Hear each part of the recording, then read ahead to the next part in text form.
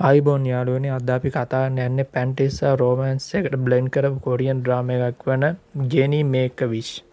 ඉතින් ජෙනි මේක් අ විෂ් යන ෆැන්ටසි සහ ප්‍රේම සම්බන්ධතා සහ හාස්‍ය මුසු කොරියානු නාට්‍යයේ මේ ප්‍රධාන චරිත නිරූපණය කරන්නේ කිම් වූ බින් සහ බේ සුෂි යන දෙදෙනාය. ඉතින් දැන් අපි මේ කතාවේ සාරාංශය මොන වගේද දැයි කියලා බලමු. ඉතින් මේ කතාව ආරම්භ වෙන්නේ අවුරුදු ගණනාවක් බෝතලයක් ඇතුලේ සිරවි සිටු ජෙනි කෙනෙක්ගෙන්. ඔහුගේ ජීවිතේ එකම කාර්යය තමයි ඔහුගේ ඉල්ලන විශ් ඉටු කරලා දෙන එක. නමුත් මේ ජෙනි සාමාන්‍ය ප්‍රයාටේල් ජෙනි කෙනෙක් නෙවෙයි. ඔහුටත් හිතක් තියෙනවා. ඒ වගේම හැඟීමක් තියෙනවා. ඉතින් වසර ගණනාවක් තිස්සේ ලාම්පුවේ සිරවි සිටින ජීනි නම් වූ භූතය අහම්බෙන් කීකා යන් නැමැති තරුණයා අතින් නිදහස් වේ. ඉතින් මේ කීකා යන් කියන්නේ ඇය උපතින්ම මනෝ ව්‍යාධි තත්වයක් රහිත හැඟීම් විරහිත නමුත් දැඩි නීති රීති සහිතව තම මිත්තණිය යටතේ ජීවත් වන කාර්මික ශිල්පිනියකි.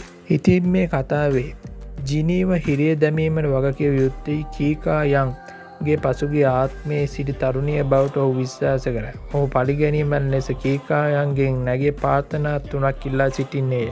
එමගින් ඇයගේ දූෂිත ආශාවන් එළියට ගෙන ඔහුව සදහටම නිදහස් කර ගැනීමටයි. නමුත් කීකා යන්ගේ අසාමාන්‍ය සහ ආත්මාර්ථකාමී නොවන ප්‍රාර්ථනා නිසා ඔවුන්ගේ සම්බන්ධතාවය අනපේක්ෂිත ප්‍රේම සම්බන්ධතාවයක් දක්වා වර්ධනය වේ. ඉතින් මෙම නාට්‍ය ගැන විවිධ අදහස් පළ වී තිබේ. ඉතින් මෙම කතාවේ සිටින ප්‍රධාන නළුවා සහ නිළිය වන කිම් වූ බින් සහ බේ සුසිගේ නැවත හමුවීම රසිකයන් අතර ඉතා ජනප්‍රිය වූ අතර ඔවුන් දෙදෙනාගේ රංගන ඉතා හොඳ බවට අදහස් පළ වී තිබේ.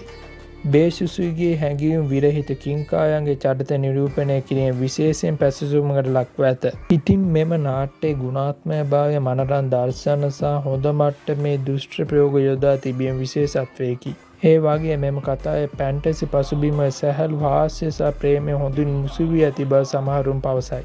ඉතින් ඕගොල්ලෝ කිම් වූ බින් සහ බේ සුසිගේ රංගනයට කැමති නම් සහ ෆැන්ටසි රොමැන්ටික් කොමඩි වර්ගයේ සාම්ප්‍රදායික නොවන කතාවක් අපේක්ෂා කරන්නේ නම් ජෙනි මේක් අ විෂ් ඔබට බැලීමට සුදුසු නාට්‍යයකි.